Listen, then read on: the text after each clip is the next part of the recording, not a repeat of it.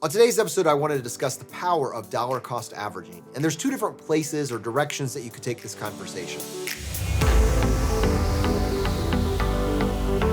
The first would be to compare and contrast the strategy with lump sum investing. The other would just be generally, as a practice, why dollar cost averaging is so powerful. So the first scenario is maybe one that a lot of us have had at some point or will have in the future. You get some form of a windfall or a lump sum.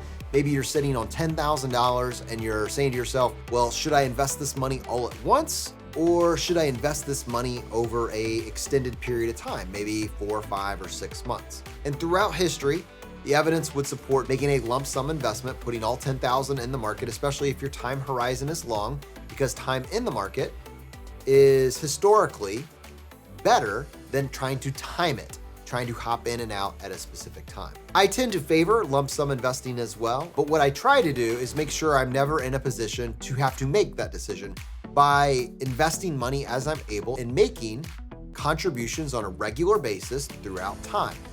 Now, what are the practical implications of dollar cost averaging? So let's say, as a hypothetical, that you have $2,000 a month to invest, and you're buying a share of a particular company at whatever the company is trading for that particular month. On the first month, it's trading at $50.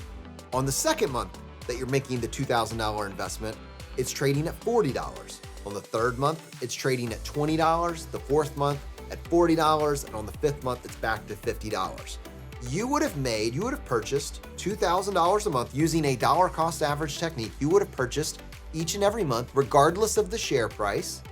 And at some points, you would have purchased it at $50, and then you would have watched it go down. And while that seems like a bad thing because the shares that you owned prior are now worth less, the good news is now you're purchasing $2,000 worth when it's priced less. So you're getting more company for each dollar that you invest. And when the price went down to $20, where in the past, your $2,000 would only get you about 40 shares, now you're actually able to purchase about 100 shares of the company for that $20.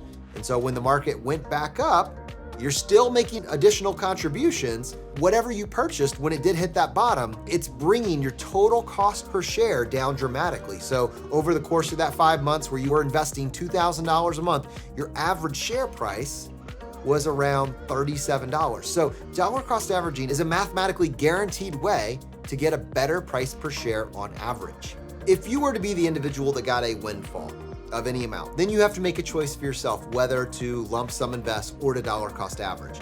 But aside from that scenario, just in general, by keeping our money in the market and making these regular contributions as we're able, we are ensuring that when the market goes up, we're excited that our share price is going up. And when the market's going down, we're excited that we're getting the market on sale, we're getting more for our money. This prevents us, let's say we were now saving and keeping all of our money on the sidelines, and then we put it in and then the market the next day plummets and we're the victim of unlucky timing in that case, keeps us from that regret. And let's say we keep it on the sidelines and the market's going straight up, we're saying, oh man, I wish I could have got in sooner. We get rid of all the emotion because none of us know what the market's gonna do tomorrow. We might think and we might make predictions, and sometimes we might be right, but we're not always right. And we're not right enough to be able to build our investing plan around that. So by staying in the market, making new contributions as we're able, we're ensuring that over time, we're always gonna get the most mathematically advantaged situation for ourselves. That is why I love the idea of dollar cost averaging. That's why I invest all my money as I'm able, and I follow my asset allocation to manage my risk.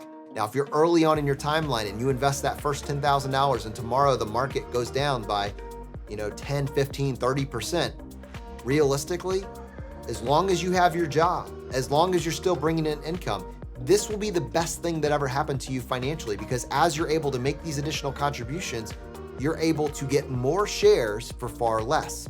But this is why it all goes back to your risk tolerance and your time horizon. If you are later, much later on, you're approaching retirement, you don't have as long, your time horizon is shorter. You'll want to be more conservative with how you go about that. You want to make sure that your plan is robust enough that if the market does go down 30%, that hasn't devastated you financially. And if you say, oh, that would, then you need to make sure that you come up with an investment strategy that will allow you to sleep at night. All right, like, comment, subscribe if you want more of this content. We can dive into some of the nuance that we just described here.